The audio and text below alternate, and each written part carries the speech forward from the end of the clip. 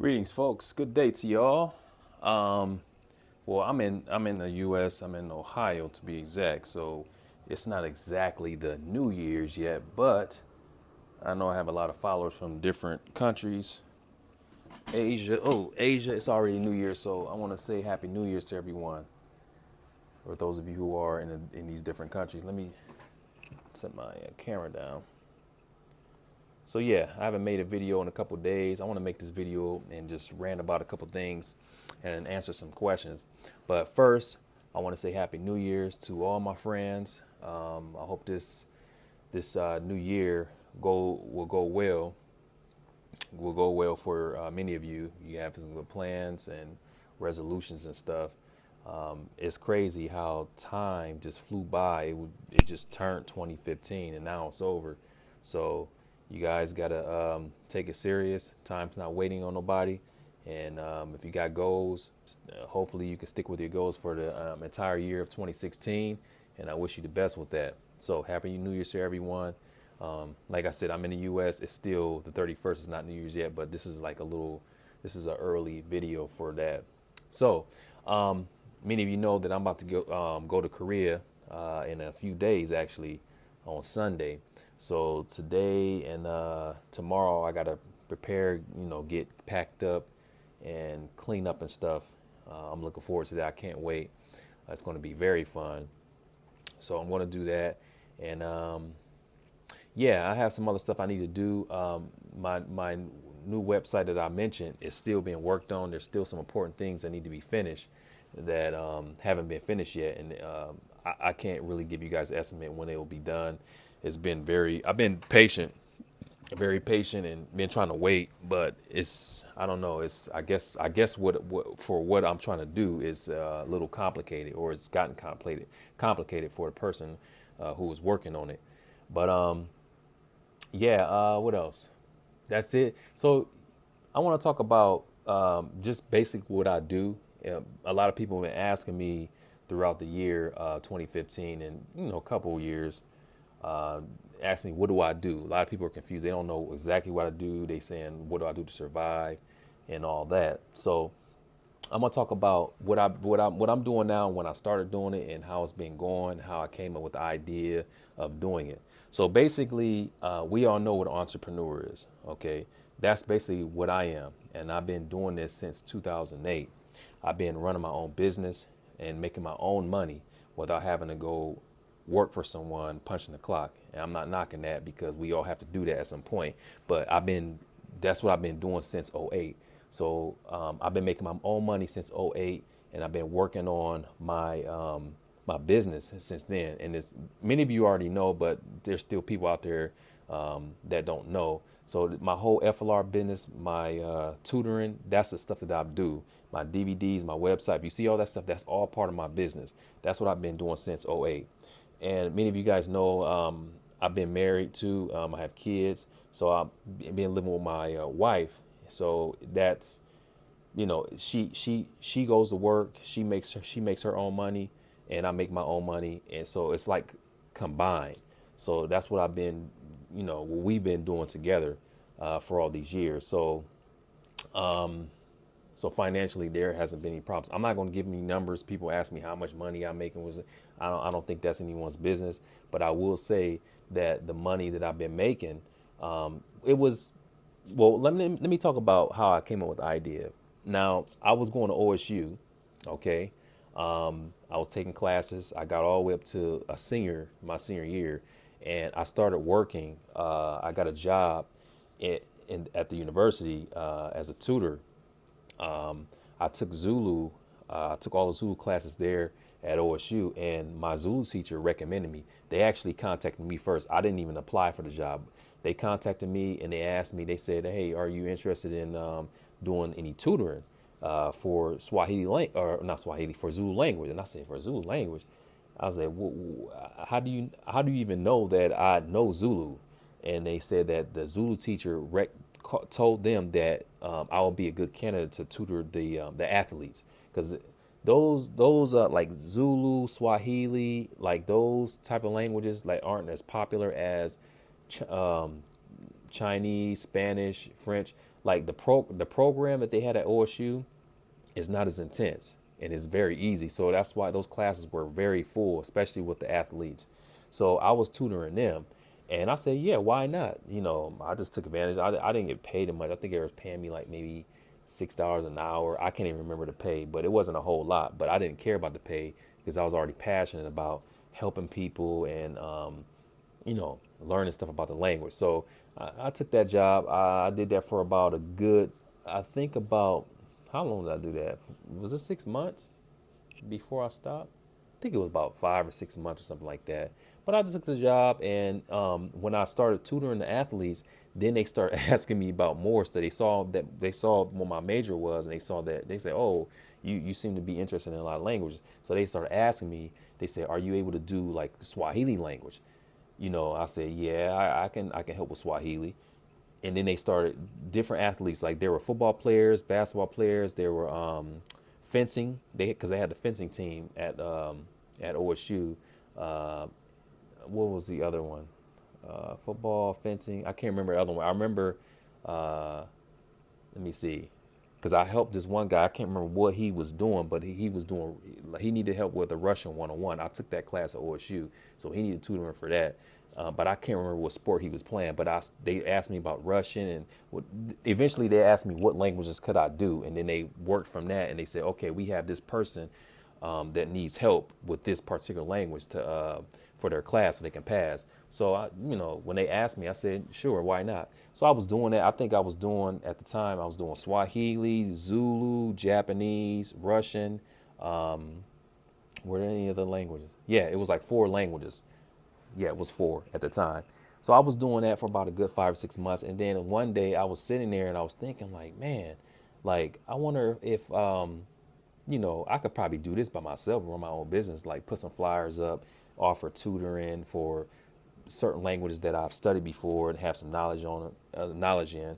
So I tried it, and when I came up with the idea, I brought it up to my wife. I asked her what she thought about it, and she she was kind of reluctant, like skeptical about it, because she said that, oh, you're almost done with school. You should just finish school and just focus on that, and then you have your degree, then you can go get a job somewhere. That's what she was thinking. So she was a bit pessimistic about the idea of me running my own business and trying to do that. And see, when you believe in something, if you have an idea, because that's what it's all about, that's what life is all about. If you have an idea, you have to capitalize on those ideas. it they may sound severe, they may sound like crazy to other people.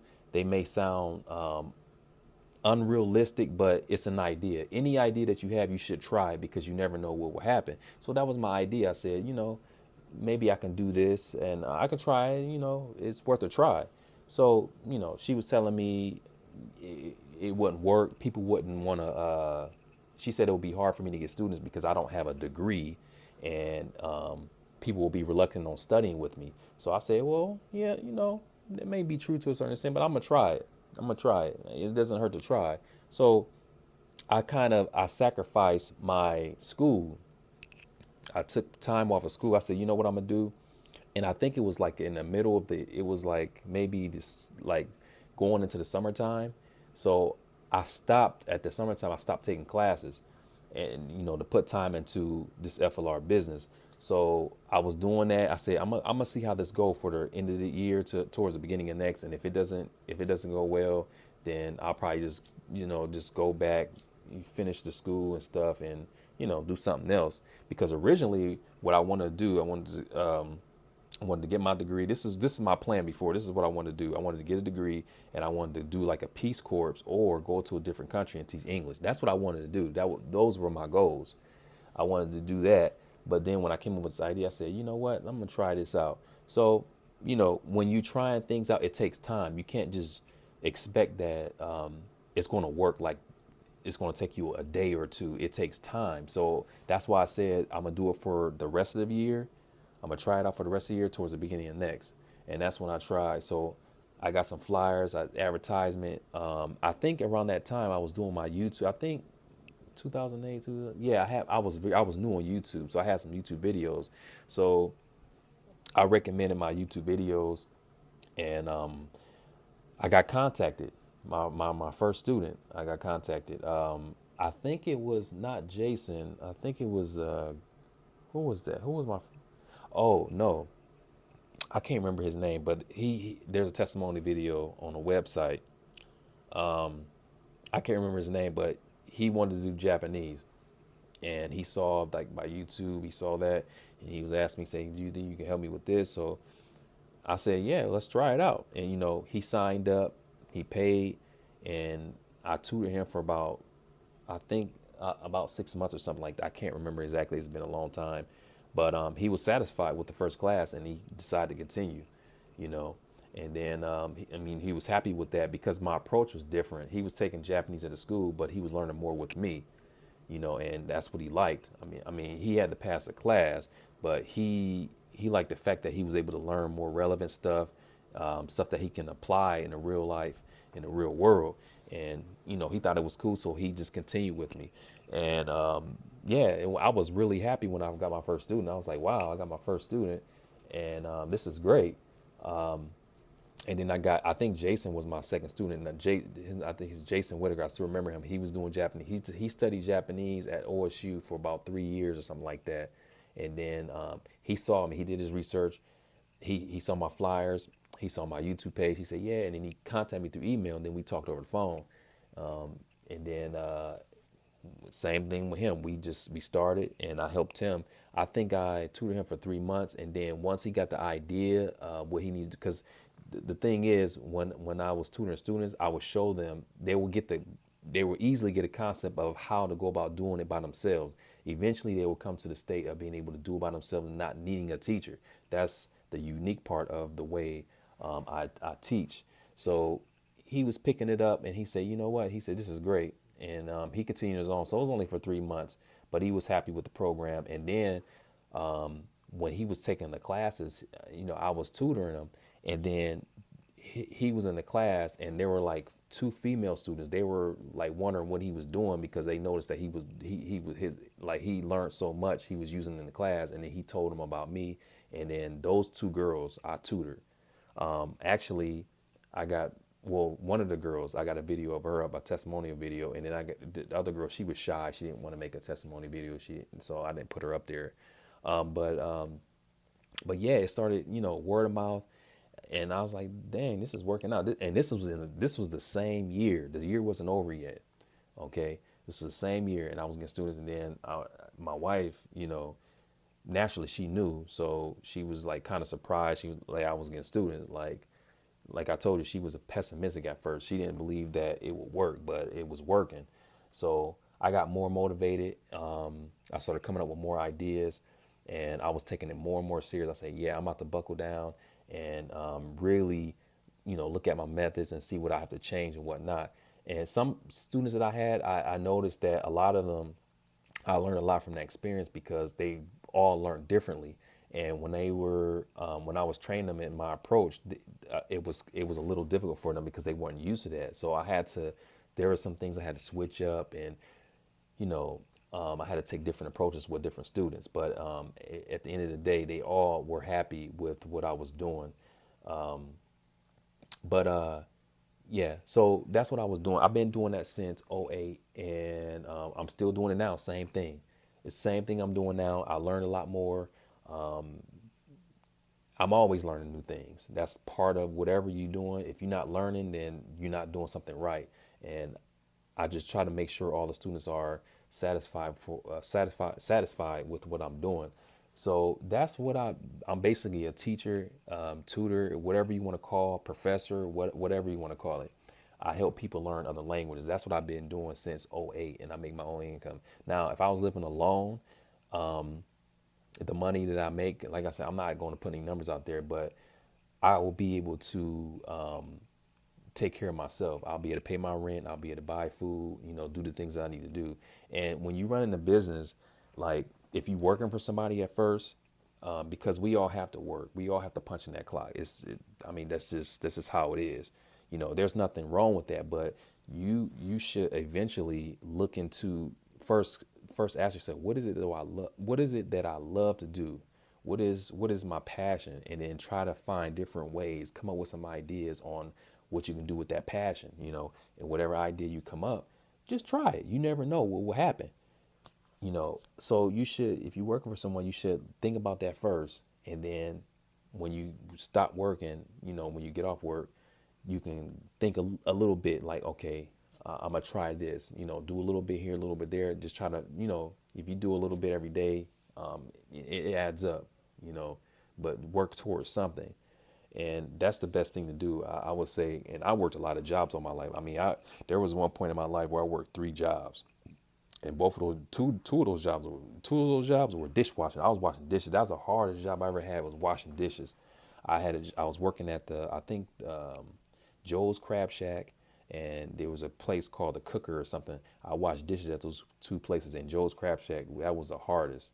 And I also worked at a Chinese buffet before. I washed dishes there, and it was really difficult. So at one point in my life, I was working 3 jobs, trying to earn enough money to do things that I wanted to do. I worked at factories. I've been there. I've done all that, so I know what it takes. I know how it feels to have to get up early and have to go to work and work for someone. And to me, that's, I mean, you got to do what you got to do. Yeah, everybody got to do what they got to do to pay their bills and whatnot. But I think if you stay content with that, you're not going to be, well, some people, I'm not going to say everyone, but that's not true happiness. To me, is what happiness is, when I can when I can control my own schedule. I can control, nobody's telling me what I need to do. I'm learning, I'm improving as a human being, because when you're working for somebody else, you're not improving. Like I said, there are exceptions. Some people, depending on what jobs they, maybe, they becoming better at what they're doing, they learning things. But a lot of people, the percentage is high for most people that have to work because they have to pay their bills, they have to pay back loans and all that. They doing it because they have to do it. They're not happy. That's not happiness. And you should try to do something that you love to do, create your own create your own income, to the point to where you don't have to worry about going to work for someone. Just start off, you don't have to be making millions of dollars at first, but the first thing, dude, this is what should be on your mind first. Making enough money to pay your rent, to be able to pay your utilities and buy food to eat. That's what you should be thinking about. That's the first thing. And then once you get there, once you say, okay, I'm making enough money from this, what I'm doing, what I love to do, you can quit that job, and then you can, find you a place, pay your rent, get your food, and then you have more time to think. Because if you work in a full-time job, think about it. Think about this. If you work in a full-time job, okay, 10 hours, most people work about 10 hours a day, okay? You don't have time to think. Like whatever type of work you're doing, your mind has to be focused on that work. Otherwise, you want to get fired.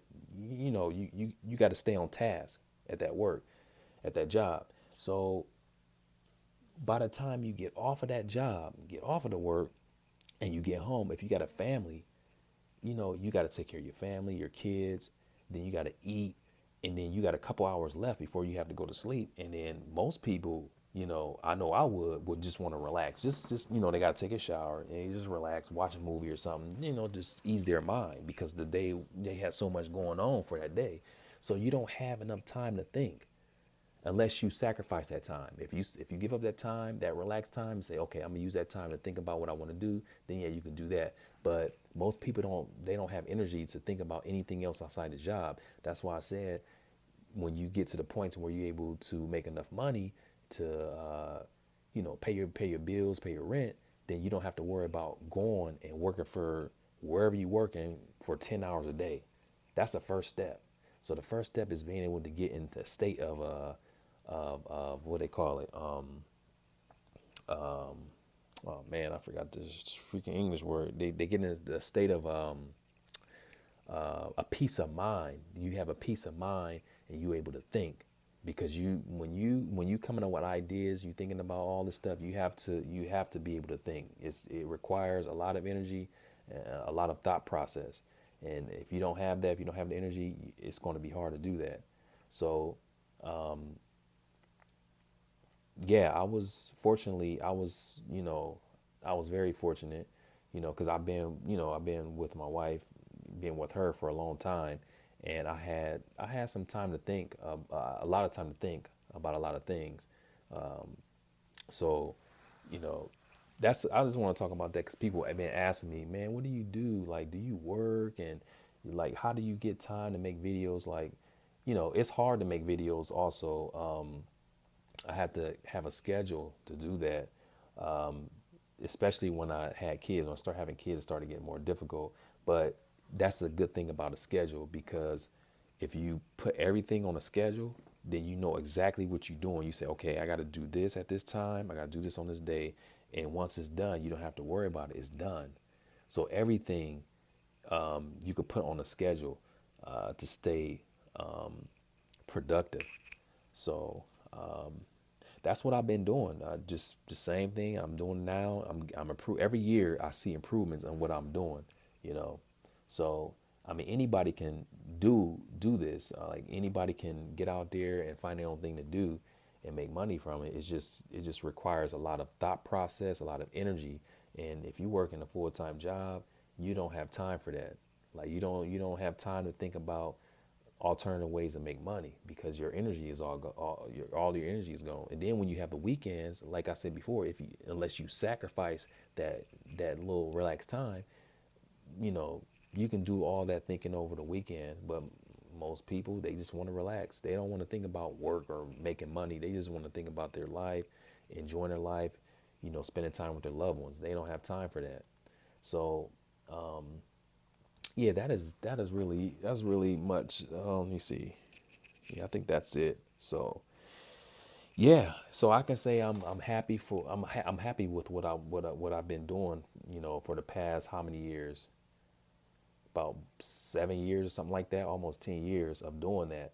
You know, and I'm glad that I didn't listen to my wife at the time. She was telling me, because she basically shut it down. She was telling me that it wouldn't be a good idea to do that. Just go get a degree and just go work. Like like I said, I'm not knocking that. I'm not looking at that as a bad thing, but